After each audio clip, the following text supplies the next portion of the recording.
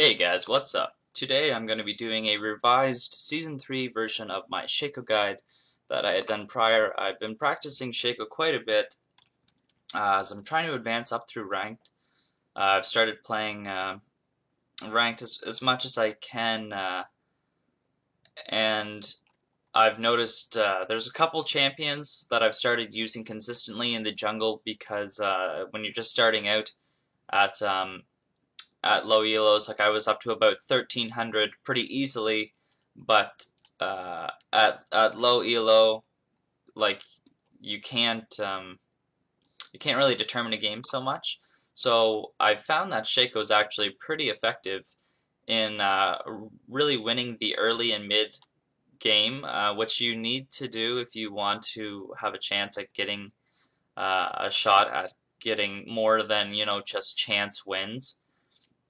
So I'm going to start the guide off like I usually do, just kind of briefly describing Shaco for anyone that doesn't know, because these guides are for beginners to medium, and pros aren't. Pros aren't looking at the guides because they know what they're doing.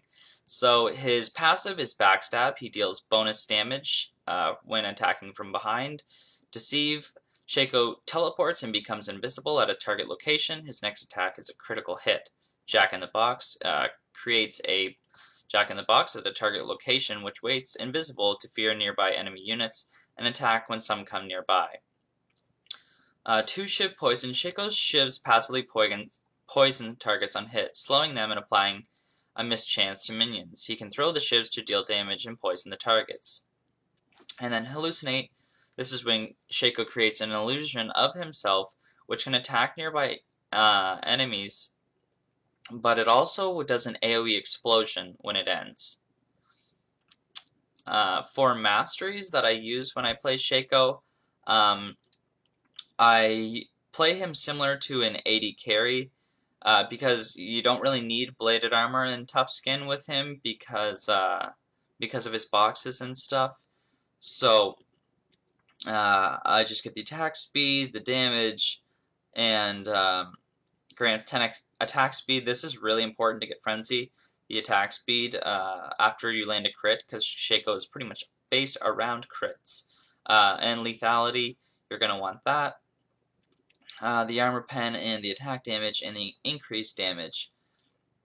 Over here, taking Runic Affinity, Mastermind, the Wanderer, and Summoner's Insight. I take this just for the quicker flash, but is optional. You could switch it over if you want. You could take the gold that you get from using Smite.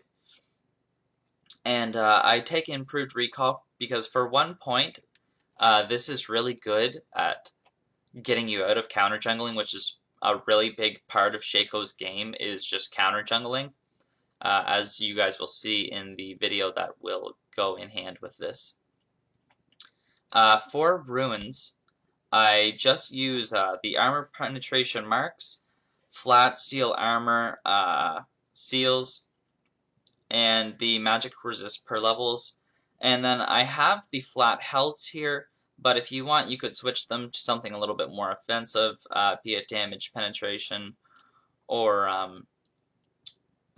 anything like that. If there is greater health quints or greater crit quints. But these are the ones that I use, and especially because you're so early game focused, that extra 78 health is actually pretty good. And then for spells, of course, just using Smite and Flash.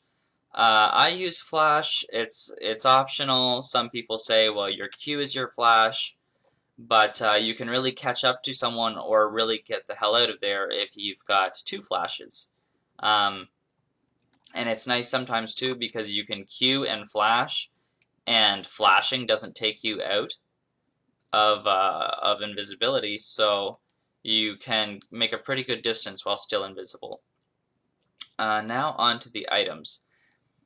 You will be taking a Hunter's Machete and building this into a Wriggles pretty much as quickly as you can, alongside with the Zerker Greaves. But these, I would recommend these, but you could switch them out for maybe Mobile Boots if you want to be really really present on the map. That's kind of one of Shaco's good things, is that he's kind of a terrorizer up until, you know, late game, because you just never really know when he's going to come out, and that's pretty much his biggest strength. And then picking up Avarice Blade for the extra gold and the crit chance. These, I would say, are your good set of core items. And then after that, you're going to want to build an Infinity Edge ASAP. So that puts you you have your boots and your wriggles and your Infinity Edge. Your Avarice Blade is going to be turned into a static shiv. And then I would follow that up with a Ghost Blade, if you wanted to, or you could go ahead and grab GA to be defensive if you wanted, or you could grab a Bloodthirster.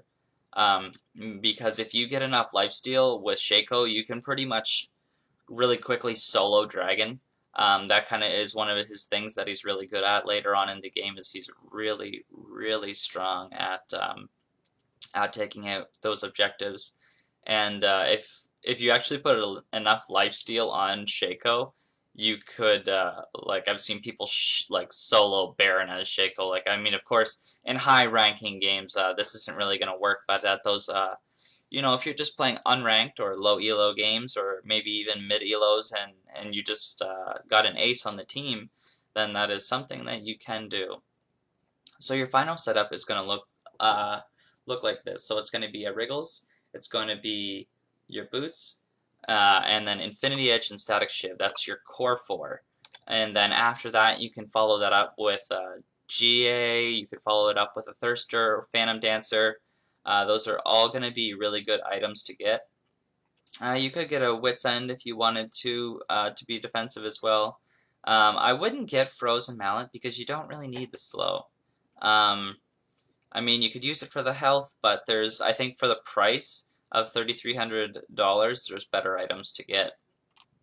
So that's pretty much the guide in terms of just the basics in terms of how you're going to want to gear him out. And I will be doing a video alongside this to kind of show it in action, so you can see how I actually play him. So I hope you guys like that, and then the next segment will be the gameplay videos. So please like and subscribe if this helps, and check out the next part of the video. Alright, peace.